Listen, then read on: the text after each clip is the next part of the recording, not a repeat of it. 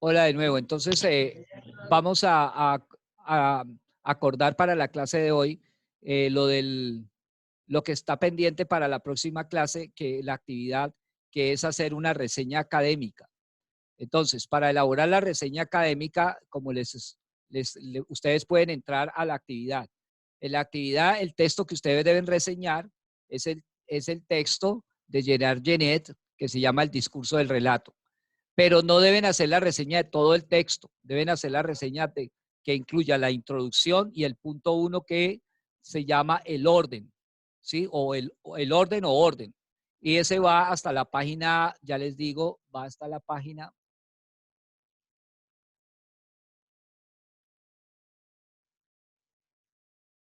11. Vamos a hacerlo hasta la página 11, no, hasta la página, perdón, es que no, sí, hasta la página 11. Ok, lo van a hacer hasta la página 11. Por favor, no lo tienen que hacer, leerse todo el texto para hacer la reseña. Pueden leerse todo el texto si quieren, pero la reseña debe incluir solo hasta la página 11. ¿Está claro? Profe, Sí, una señora. pregunta. Sí, Donde dice la orden, ¿es de ahí ya cuento 11 páginas? no, empiezas desde la introducción. Ah, ya, de ahí ya cuenta 11 páginas. Exacto, 11 páginas. Ya, gracias. Desde la página 11 hasta la página 11, porque después sigue digamos, otra estrategia que se usa cuando se hace un texto narrativo, que es la prolepsis, que hoy la vamos a ver un poquito, pero no quiero entrarme en la prolepsis porque hay suficiente información. Quiero que entiendan lo básico, porque digamos que esa teoría es bastante extensa y para este curso es un poco complejo trabajarla toda. Entonces, básicamente vamos a trabajar lo esencial. ¿Está claro? Sí, profe. Muy Sí, bien. señor. Bueno, entonces a todos bienvenidos de nuevo, los que no había saludado cuando empecé.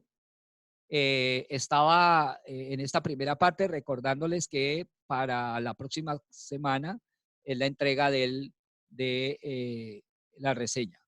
¿Cómo deben proceder? Por favor, deben proceder eh, enviándome, por favor, deben enviarme una primera versión antes del 9, los que la quieran hacer antes del 9.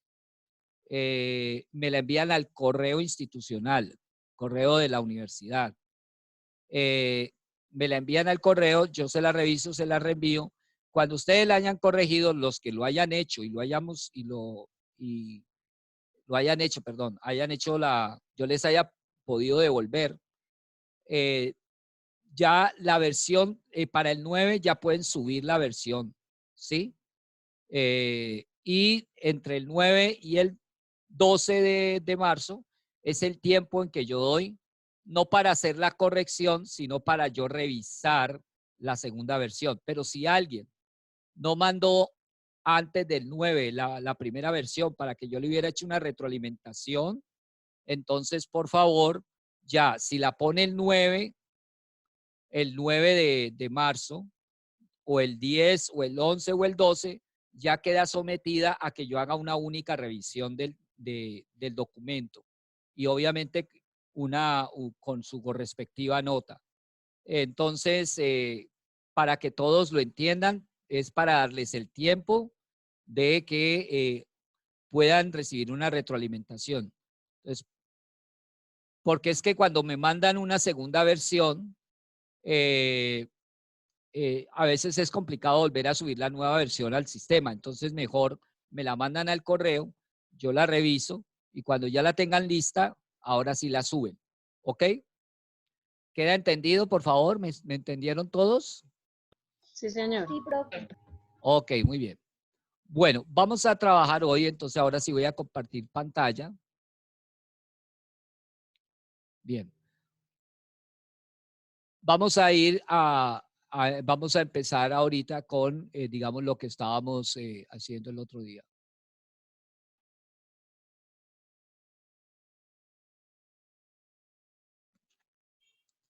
Bueno, bien, vamos a entrar, mis queridos estudiantes, hoy en el estudio de lo que llamaríamos el texto narrativo o el discurso narrativo. Varias características del discurso narrativo. En primer lugar, el discurso narrativo es un discurso que se mueve en una práctica socioprofesional que normalmente le llamamos literatura. La literatura, obviamente, es un género discursivo. Recuerden que en este género discursivo, llamado la literatura, hay varias clases de documentos o textos. Están los cuentos, las novelas, las fábulas, las leyendas, los mitos, las epopeyas. También hacen parte del género literario los ensayos literarios. También hacen parte del discurso literario, perdón, del género literario, textos por ejemplo, ya mencioné los ensayos. A ver, ¿cuál me falta? Ya. Del mundo del teatro, todo lo que son las tragedias, las comedias, son parte digamos, del discurso literario. Y también hace parte del discurso literario todo lo que llamamos el género poético, es decir, todas las formas de poesía, sean odas. Una oda, por ejemplo, es un tipo de poema. Una canción es un tipo de poema. Un soneto es un tipo de poema. ¿Ok? Hay diferentes tipos de documentos que pertenecen a una práctica social denominada la literatura. Y los textos, todos los textos que corresponden a esa práctica los llamamos género literario. Pero también llamamos a cada uno de ellos un género discursivo. Por ejemplo, el género discursivo novela, el género discursivo cuento. Cada uno de esos también se le llama así. Hoy vamos a entrar a explicar básicamente lo que es el relato, es decir, lo que ustedes normalmente conocen como el cuento, o puede ser un cuento corto, breve, o incluso una novela, ¿sí? Todo eso corresponde a lo que llamaríamos relato. Es decir, vamos a hablar de una clase de documento o de clase de texto que es los textos narrativos. Recuerden que hay otros textos narrativos que no hacen parte de la práctica discursiva literaria, como por ejemplo las noticias. Las noticias son textos narrativos. Una crónica es también un texto narrativo, pero es periodístico, pertenece al mundo periodístico. Entonces, en el mundo del discurso literario existe lo que llamaríamos los textos narrativos. ¿Cuáles textos son narrativos en el género literario? El cuento, la novela, la fábula, el mito, la leyenda, la epopeya. Todos esos son, digamos, narrativos.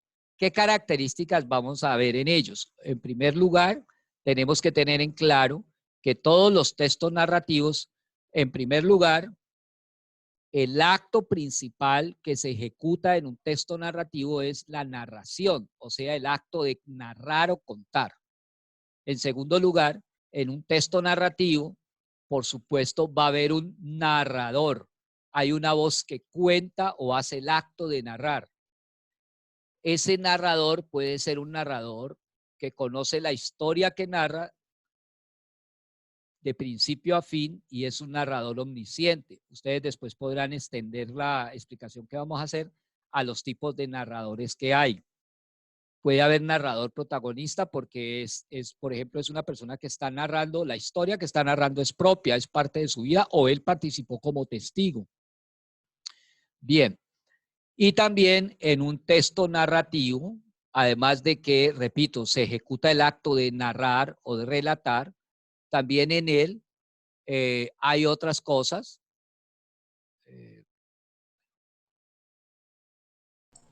Profe, disculpe, ¿usted está compartiendo Sí, las pero diapositivas? no sé quién está escribiendo ahí. Por eso yo iba a preguntar eso, profe. Sí, no sé quién está escribiendo ahí. Ok. Bueno, entonces, teniendo en cuenta eso, existen, por favor, en el texto narrativo, o sea, las características del texto narrativo, repito, son las que acabo de decir. ¿Ok? un texto narrativo, hay una voz que narra, que ejecuta el acto de narrar. Hay en el texto narrativo, por supuesto, una historia, es decir, el contenido, lo que se narra. Y, por supuesto, el discurso narrativo es un texto, ¿sí? Es un discurso, ¿ok? Entonces, vamos a tener en presente eso porque eso es prácticamente lo que nos explica un poco de manera muy detallada Gerard Genet en su texto El discurso del relato. Entonces, voy a proceder después de esta aclaración, digamos, a lo que ustedes van a encontrar en parte en el texto que van a reseñar. Bueno, primero que todo, existen 3 modos o sentidos que se asigna para definir lo que es un relato. En primer lugar, uno puede decir que un relato es el enunciado narrativo, o sea, es decir, algo que está escrito en forma oral o escrito, ¿sí? Y ese texto le llamamos relato. Es decir, el relato es una cosa, es un objeto discursivo, es un enunciado, es un texto. Esa es una primera definición o manera de ver el relato. La segunda definición de relato es que el relato se refiere a aquella cosa que está constituida por una sucesión de acontecimientos, ya sean reales o ficticios, y son el objeto de ese discurso, y en él hay un encadenamiento, puede haber oposición, ¿sí? Digamos, y repetición. Puede haber partes que digamos, y cortan sí, lo que se está relatando o pueden aparecer repetidas. ¿Cómo le llamamos a la primera definición? La primera definición del relato la podemos decir simplemente que es el relato en sí, o sea, el documento escrito, ¿ok? El hecho mismo de que sea un objeto escrito, es decir, un discurso. La segunda es que el relato es un contenido, es decir, un relato es una historia o contiene una historia, perdón, y a esa historia también se le llama en el mundo de la cinematografía, se la llama la diégesis, ¿ok? La tercera definición es que un relato es el acto de narrar, o sea, relato se refiere también al acto de contar, narrar o relatar. Entonces hay 3 definiciones y es la primera.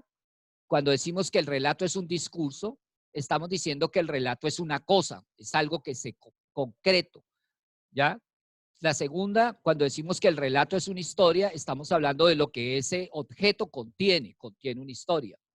Y también cuando hablamos del relato, estamos hablando de que un relato es una narración. Esas son las 3, digamos, definiciones que nos plantea el autor en su explicación. Y es muy importante tener en cuenta esto, porque más adelante van a entender por qué les puse el taller de Desmond II, sobre todo las preguntas 8 y 9. Bien, para una persona como ustedes que está estudiando para ser profesor, es importante que aprendan cómo se hace o cómo se pide a alguien que haga un análisis del discurso narrativo. O sea, yo puedo analizar un cuento, yo puedo analizar un relato, una novela. ¿Y eso qué implica? Bueno, implica por un lado que yo estudie las relaciones entre el discurso, es decir, entre el relato como objeto y los sucesos que relata, es decir, la historia. Y por otro lado, el estudio de las relaciones entre ese discurso y el acto que lo produce, o sea, el acto de narrar. Por ejemplo, en la Odisea, en la obra La Odisea, se supone que Homero es el narrador, ¿sí? Pero a veces en la historia a veces habla Ulises y Ulises relata lo que le pasó, pero dentro de la Odisea. O sea que Ulises es un narrador ficticio dentro de la obra. Y hay 2 personas que harían el acto de narrar esa historia que se narra en la Odisea. Entonces, el documento llamado Odisea, que es una epopeya, ¿sí? Griega, ese documento llamado Odisea es un relato. Y cuando decimos que la Odisea es un relato, estamos hablando de él como objeto, es decir, como objeto discursivo. Cuando decimos que la Odisea hablamos de la Odisea, pero hablamos de lo que ella cuenta, la historia que ella cuenta. Entonces, esa historia es un relato. Pero cuando leemos esa historia, vemos que hay una voz que la cuenta, que hace el acto de narrar, que es Homero. Pero dentro de ella también aparece Ulises, que también cuenta o habla y relata. Entonces hay dos tipos de narradores. Uno que es el narrador, digamos, podríamos decir omnisciente, que sería Homero, que es el que conoce toda la historia, y Ulises, que es un personaje que hay momentos en el que él mismo cuenta su propia historia. Entonces eso puede ocurrir, pero lo que quiero mostrar es que dentro de él puede haber dos actos de narración, en este caso, un narrador como Homero y un protagonista o personaje como Ulises. Ahora, miremos entonces. Primero, ¿qué dijimos? El relato es el texto narrativo en sí. ¿Ok? Entonces, ¿qué es la Odisea? Un relato, es decir, un texto. Cuando usted le preguntan qué es la Odisea, usted no va a decir, ah, la Odisea es una pizza. No, la Odisea es un texto y es un texto narrativo. Ahora, pero la Odisea, ese texto narrativo llamado la Odisea cuenta una historia. Esa historia es un relato, es decir, es el contenido de ese texto narrativo. A esa historia también se le llama relato. Entonces, note que le llamamos relato al documento en sí, a la historia que narra, y también le llamamos relato a la narración que hay ahí dentro de ese texto. Es decir, la narración es la narración en concreto, es decir, la forma narrativa. Mejor dicho, es el acto narrativo como tal. Se supone, se propone que hay una, digamos, en el análisis del discurso, que es una ciencia del lenguaje. Se tiene en las ciencias del lenguaje hay una ciencia que se llama la ciencia del análisis del discurso. Y dentro del análisis del discurso, pues se analizan diferentes tipos de discursos. Uno de esos discursos que se analiza es el discurso narrativo. ¿Ok?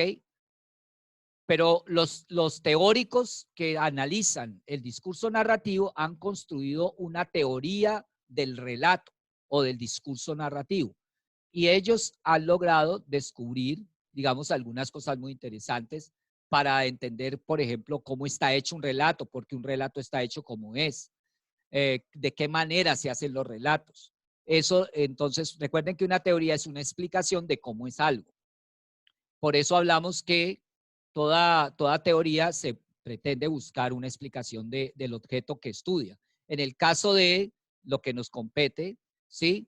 Se propone como objeto de la teoría narrativa al discurso narrativo.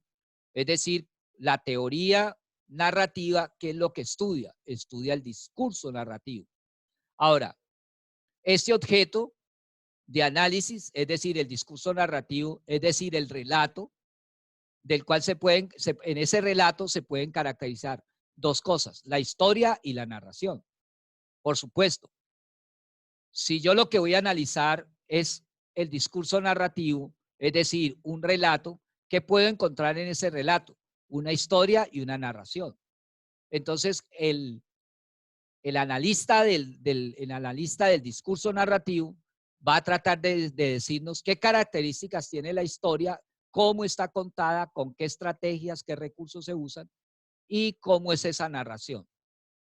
Bien, es fundamental, mis apreciados estudiantes, no confundir el acto de escribir un relato con el acto de narrar su contenido, su historia.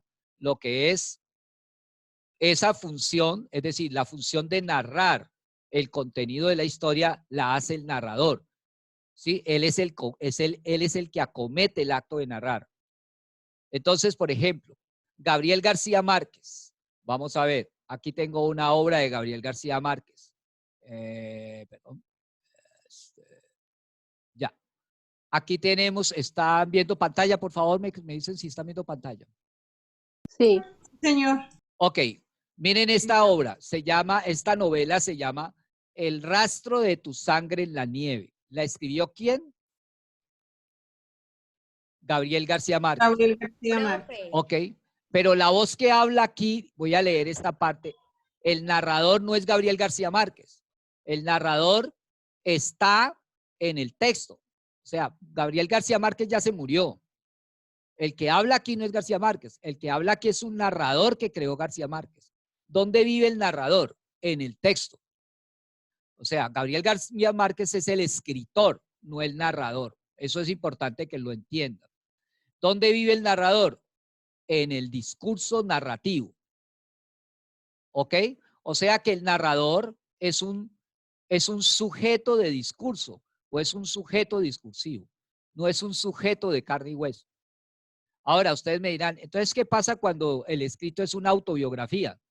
Bueno, cuando es una autobiografía, lo que pasa es que el narrador representa al escritor, ¿ok? Pero no es el escritor. Se supone que el narrador está reproduciendo o narrando o haciendo el acto de narrar la historia del escritor, pero no es el escritor. Entonces, como ven ustedes aquí, si leemos, dice, al anochecer, cuando llegaron a la frontera, Nena Daconte se dio cuenta de que el dedo con el anillo de bodas le seguía sangrando. El guardia civil con una manta de lana cruda sobre el tricornio de charol examinó los pasaportes a la luz de una linterna de carburo, haciendo un gran esfuerzo para que no se derribara no lo derribara la presión del viento que soplaba de los Pirineos. Aunque eran 2 pasaportes diplomáticos en regla, el guardia levantó la linterna para comprobar que los retratos se parecían a las caras. Si ustedes ven aquí hay una voz que habla, que hace el acto de narrar. A ese es el que le llamamos narrador. Entonces es importante que no vayan a confundir al narrador con el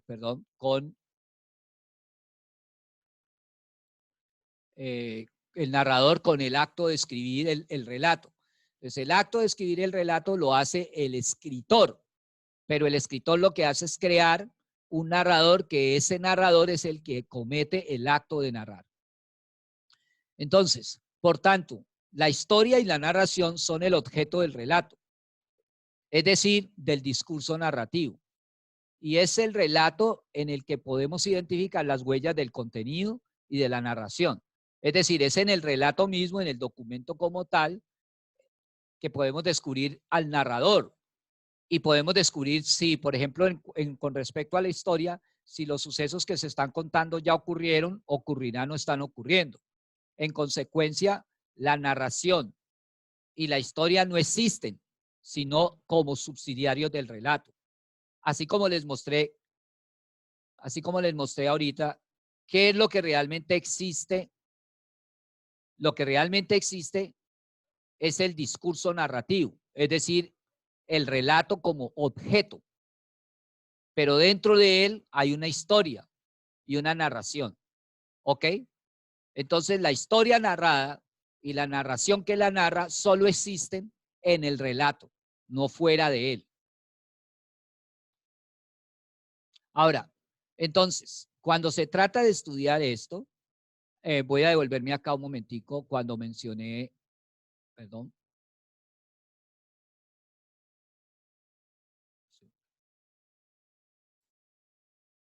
Estas 3 definiciones que vimos, ok, los analistas del relato siempre se habían ocupado de estas 2 ideas, del discurso, es decir, habían estudiado la historia básicamente, ¿sí? Y el relato, pero no han mirado el relato como un acto narrativo.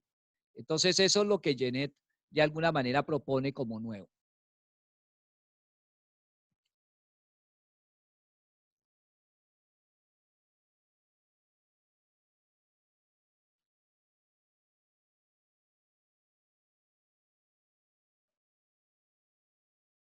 Entonces, ¿cuáles son los problemas del relato?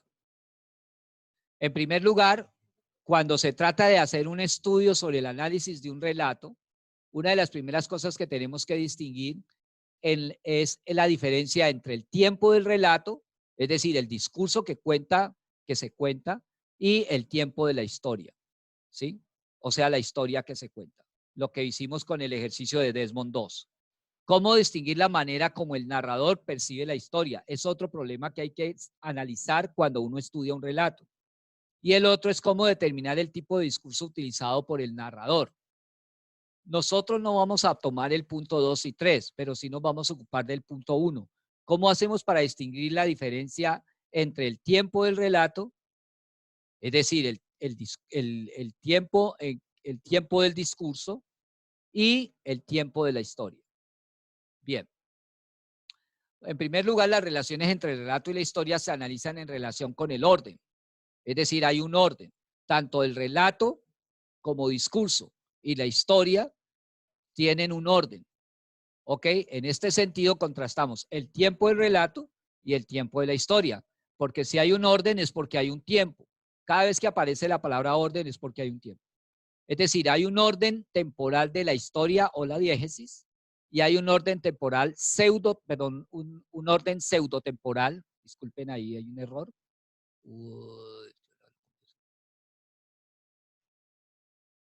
Un orden pseudotemporal de su sucesión en el relato.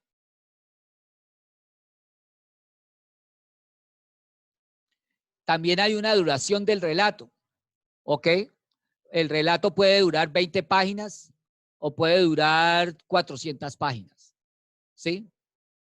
Hay una duración de la historia. Yo puedo tener un relato cuya duración son 60 páginas, su longitud puedan ser 60 páginas, pero la historia que cuenta es algo que pasó en una hora, que le pasó a una persona en una hora o en un día, ¿sí? Entonces la duración de la historia no es lo mismo que la duración del relato.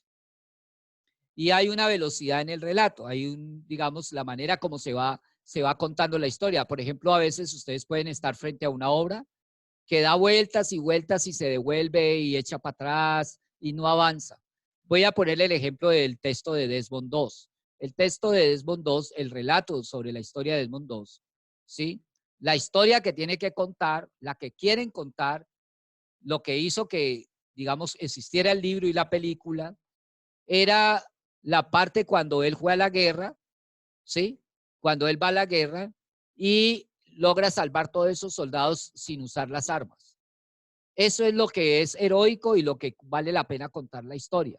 ¿Cuándo ocurrió eso? Bueno, ocurre en el momento en que él llega allá a Okinawa, el tiempo que transcurre cuando ellos tienen que tomarse ese montículo, toda digamos, la batalla que transcurre, los heridos, el tiempo que él se gasta bajando los heridos, el momento en que ya logran a él también bajarlo, en que también está herido, y el momento en que después de que pasa eso, ellos regresan a Estados Unidos y él es condecorado. Eso es básicamente la duración de la historia. Y eso puede ser, digamos, esa historia puede abarcar un tiempo de, digamos, lo que ocurrió puede ser en un año, ¿sí?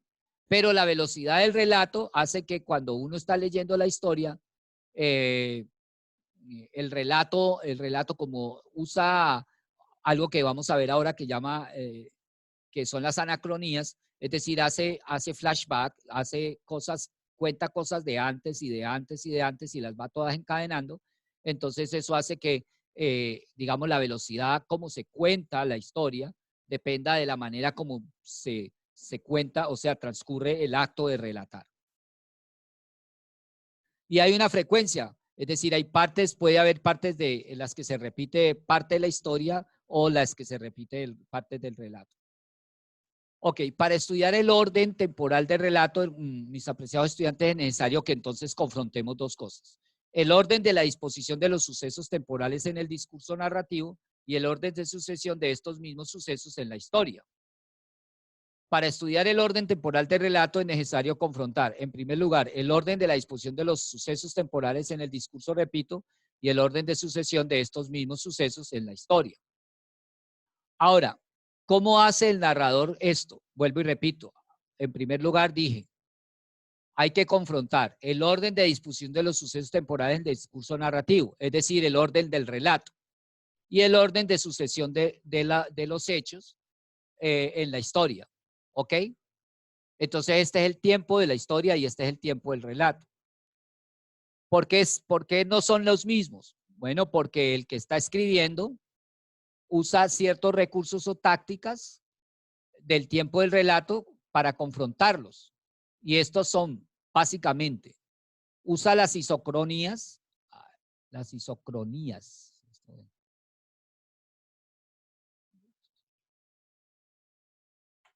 Las isocronías y las anacronías. Las isocronías, por ejemplo, es cuando la narración, dentro de la narración, da la sensación de que los hechos narrados están ocurriendo en el momento en que se narran. Y las anacronías es el recurso que se utiliza para narrar, ¿sí? Es decir, voy a contar una historia, pero por ejemplo con la de Desmond II, empieza el relato cuando él va en el barco, recostado sobre una barandilla, y empieza a recordar lo que ha vivido en su infancia. Pero el punto de la historia es cuando él va hacia Japón, hacia la guerra. O sea, el relato empieza cuando él va de viaje hacia Japón en ese barco, ¿sí? Pero empieza a hacer anacronías, es decir, a hacer recuerdos. Ustedes ven, la primera dice recuerdo 1, recuerdo 2, es decir, está haciendo una anacronía. ¿Por qué? Porque una anacronía es ir hacia atrás. En el caso de las anacronías podemos tener analepsias, o sea que el que narra hace la narración hacia el pasado, o sea, hace un flashback. Ese flashback puede ser interno y ese interno puede ser heterodiegético o puede ser homodiegético. No los voy a explicar los términos en este momento para alcanzar a dar todo el tema. Pero también esa orientación hacia el pasado puede ser externo o puede ser una combinación de pasado y del pasado y también de cosas externas. También existe la prolexis, que es hay momentos donde el narrador orienta los hechos que van a suceder en el futuro, hace como una proyección. ¿Qué pasa? Cuando se usan sobre todo las analepsias, que es lo más común, perdón, cuando se usan las analepsias, que es lo más común,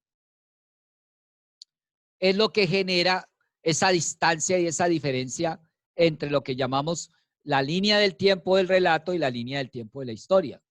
Es decir, que una cosa es el tiempo en que transcurre la historia que se narra y el tiempo que transcurre el relato. ¿Ok? Bien. Bueno, hasta allí quería hacer este planteamiento en primer lugar.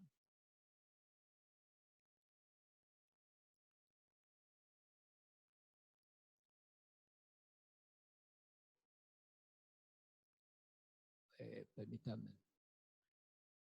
Ok, en primer lugar quisiera pues dejar hasta allí esta parte que corresponde un poco a lo que ustedes tienen que, digamos, de alguna manera hacer la relatoría. Quiero entrar ahora en esta parte de la clase a resolver inquietudes y preguntas sobre, digamos, esto que he explicado sobre el texto narrativo, analizado o estudiado desde una teoría que es la teoría del relato, ¿ok? Es una teoría que propuso Gerard Genet para los que queremos analizar textos narrativos que deberíamos tener en cuenta.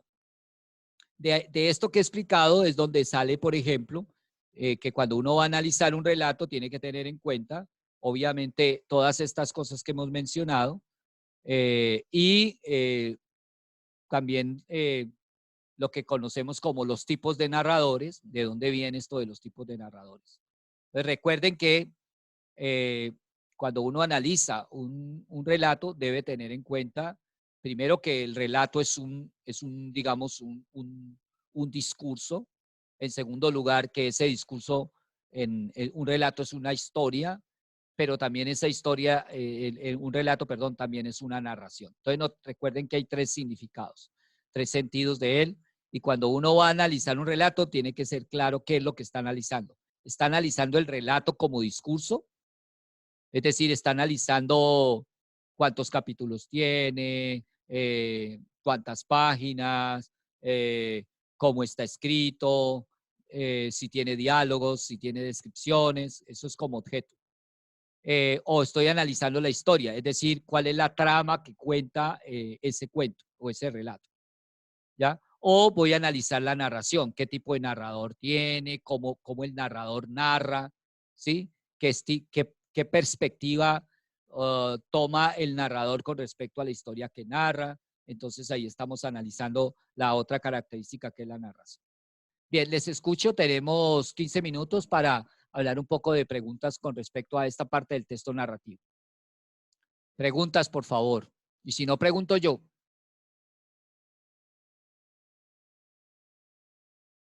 Hola a todos.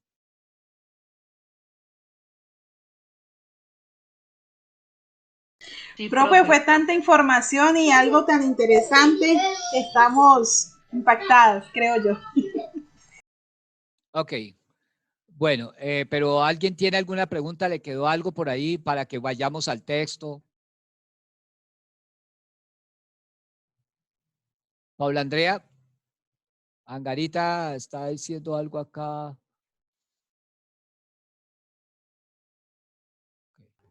Bueno, Profe. Alexandra, ¿sí? Profe, una pregunta. ¿Puedes hablar un poquito más fuerte? ¿Me escuchas? Sí. Profe, una pregunta. Con respecto a los recursos de las tácticas para conocer el tiempo en el que se relata una historia, la isocronías, la anacronías, la analepsis y la prolepsis son fundamentales para conocer en el tiempo en que se transcursa la historia. Digamos que es fundamental en esos elementos para cuando uno la analiza, ¿sí? Y cuando uno la analiza se da cuenta que ¿quién es el que hace la analepsia? O sea, en este caso hace una orientación hacia el pasado. Pues es una decisión que tomó el narrador, perdón, el escritor, pero que la ejecuta hacia el narrador. O sea, el narrador, pareciera que la decisión la hubiera tomado el narrador, pero en el fondo, pues obviamente tiene que haber sido el escritor.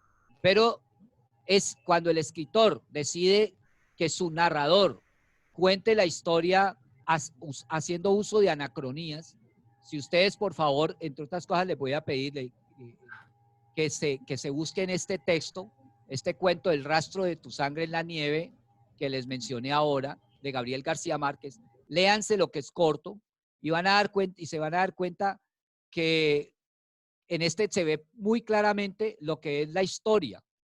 Si ustedes miran la línea de la historia de ese relato, hay que reconstruirla, porque ella le está sangrando el dedo y le está sangrando el dedo. Entonces la pregunta es, ¿desde cuándo le empezó a sangrar el dedo? De hecho, ella se muere por desangre, ¿sí?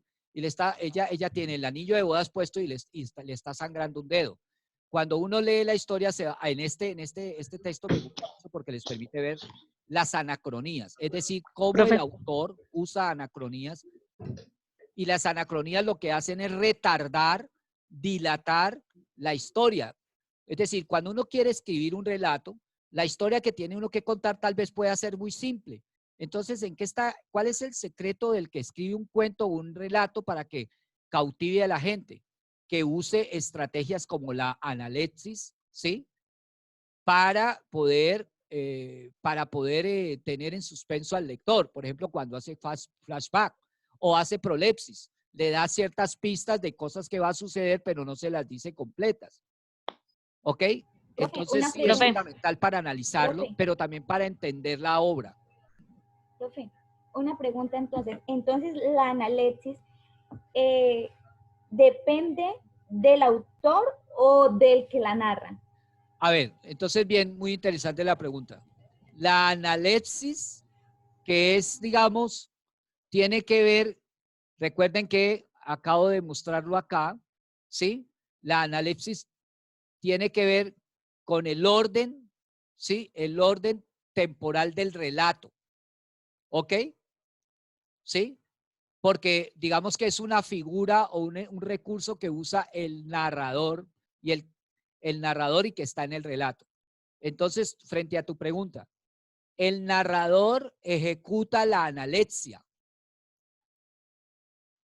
¿Me hago entender? El narrador la ejecuta como acto narrativo, pero por supuesto que el narrador ha sido creado por el escritor.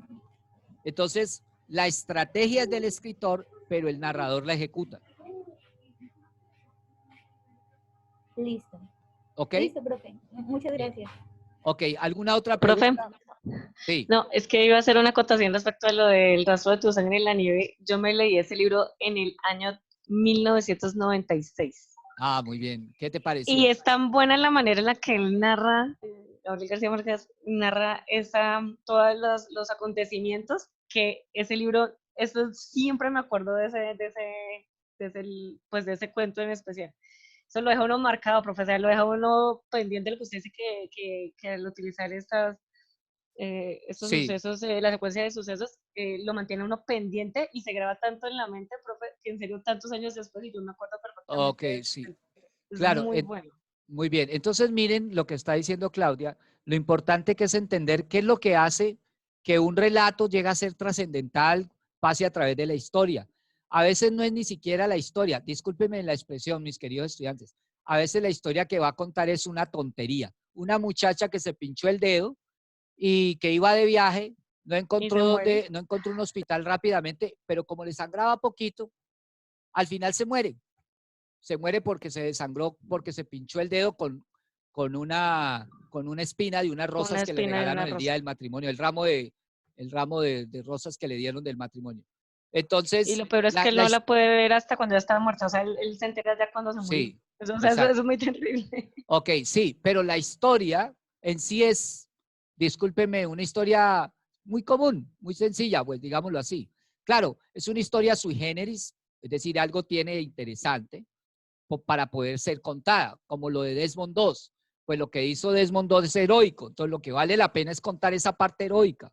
Pero como esa parte heroica puede ser muy sencilla y simple, entonces cuando usted va a contar la historia, usted construye toda una cuestión, la construye de tal manera que sea interesante para el lector y que cautive al lector. Entonces allí es donde usted construye el relato de una manera que el narrador utilice ciertas estrategias, como por ejemplo hacer analepsias o prolepsis o otro tipo de figuras para, digamos, no contar simplemente la historia. Como dicen algunos, hay personas que se saben el chiste y no lo saben contar, ¿sí? Hay personas que, si hay algo bien tonto en la vida es un chiste.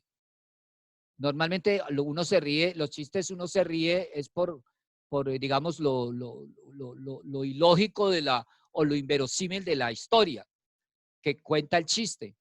Pero hay personas que saben contar el chiste de tal manera que a la gente desde que empieza lo ponen a reír y todavía no ha llegado a la parte principal. ¿Por qué? Porque tienen una manera de narrarlo, ¿ok? A eso es a lo que llamamos el relato, es decir, cuando hablamos del acto de narrar, ese acto de narrar tiene que tener una manera de hacerse que lo haga interesante, porque de pronto la historia en sí no es tan interesante, pero yo la puedo hacer interesante por la manera en que la cuento. Por eso es importante, digamos, esto que estamos analizando de cómo se analiza un relato, ¿ok? Y qué es lo que le debo, cuando yo voy a ser profesor para los estudiantes, qué le debo mostrar a los estudiantes para que ellos tengan en cuenta cuando escriben un relato. Pídanle a los niños que escriban una historia y verá que un relato, perdón, y verá que los niños se concentran es en la historia.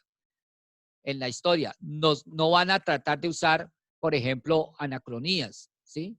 Pero si usted le hace ver que eso le sirve para hacer que la historia parezca interesante, para no, porque si no, entonces la historia la cuentan en un párrafo o en dos párrafos.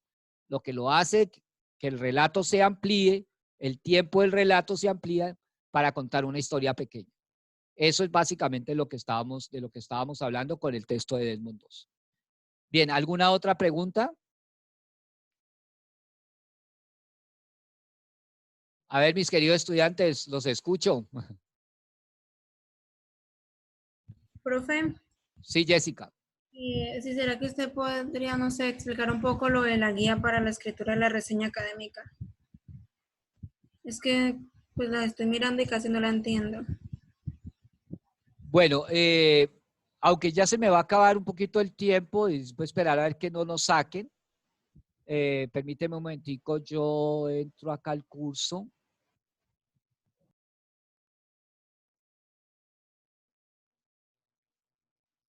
Y abro la guía para acordarme. Eh, ok.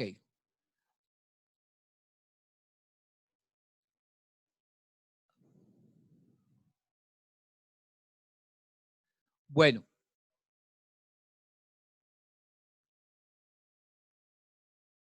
Lo que pasa es que por algún error hay una guía de lectura para elaborar una reseña. Lo que pasa es que, perdón, disculpen, esta guía que se subió ahí es para hacer la reseña de un texto en especial, ¿ok? ¿Quién fue que me preguntó? Yo, profe Jessica Vargas. Ok, Jessica. Le voy a pedir a todos disculpas porque no me he dado cuenta que se había subido la guía que se subió, no es la que corresponde. Entonces yo la voy a bajar y voy a subir otra. ¿Está claro? Sí, señor. Pero explico, ya que Jessica preguntó, la guía que les voy a poner va a tener dos columnas. Una columna donde les dice qué debo hacer durante la lectura del texto y qué debo hacer, qué debo sacar del texto. Pues obviamente no de este texto específico, sino de cualquier texto. Es decir, son como les voy a mandar la guía que muestra como los pasos para escribir una buena reseña. ¿Sí? Eso básicamente. Pero además, escuchen, recuerden que en el curso hay un documento que dice reseña figuras del relato 3. Ese es un ejemplo de cómo se escribe una reseña. ¿Ok? Ese es un ejemplo de cómo se escribe una reseña. ¿Sí? ¿Me entendiste, Jessica? Sí, un poco, sí, señor. Ok, entonces, sí, Jessica, yo voy a dar de baja porque no me había dado cuenta que la guía que subí, es que tengo varias guías, entonces subí la que no era. Gracias porque tú me ayudaste a darme cuenta que esa no era la guía que debía haber subido. La guía que le voy a subir tiene dos columnas, repito, lo que usted debe hacer durante la lectura y lo que debe extraer durante la lectura, que le sirve como materia prima para después escribir la reseña. Pero además, en la parte donde está explicada la actividad, yo anexé 3 documentos. El texto que deben reseñar, anexaré la guía correspondiente y hay una reseña ejemplo escrita por un experto, obviamente, en la obra de Gerard Genet. Yo no espero que escriban una reseña exactamente igual a esa, porque pues ustedes apenas están empezando. ¿Está claro? Sí, señor. Bueno, mis queridos estudiantes, eso ha sido todo por hoy. Si alguien no tiene más preguntas, vamos a ir cerrando.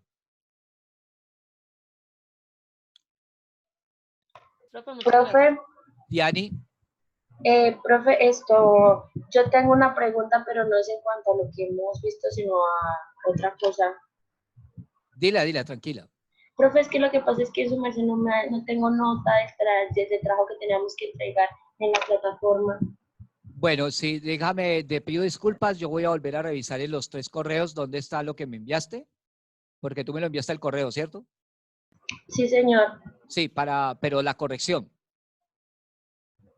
La corrección, o sea, de lo que yo le había enviado el trabajo, yo tenía que corregirlo. Por eso, ¿tú me mandaste una sola versión o la mandaste tarde?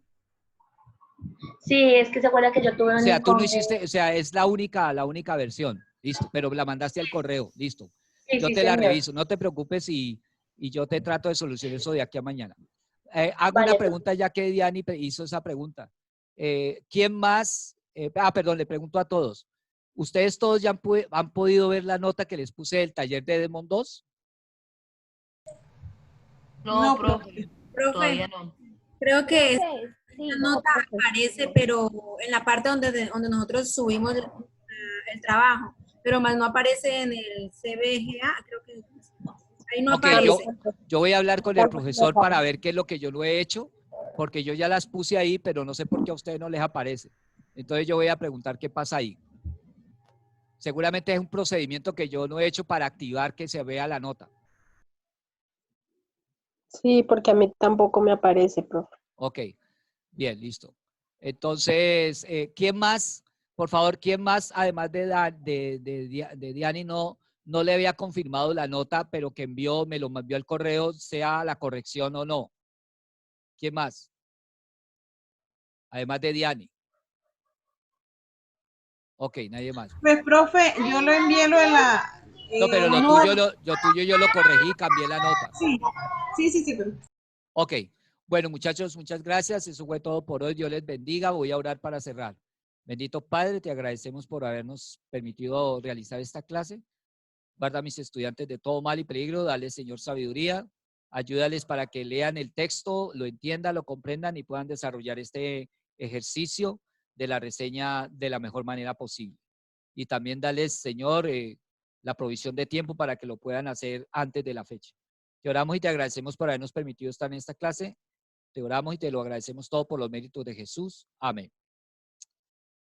Bueno, Amén. muchachos, Gracias, eso es todo profe, por yo ahora. tampoco tengo nota. ¿Quién me está Ahí ya hablando? la escribí. Claudia Moreno. Claudia Patricia Moreno. Ahí la escribí Claudia también, Patricia, tampoco pero tengo la tú no nota. tienes nota porque yo no te he revisado. Ah, no, o sea, profe, no la tengo, no me aparece en el campus y tampoco me ha llegado ningún mensaje de que me la haya revisado. Ok, vamos a quedarnos un momentico mientras, permíteme yo de una Profe, vez. Profe, lo que sucede, el problema es que tengo una clase a las 7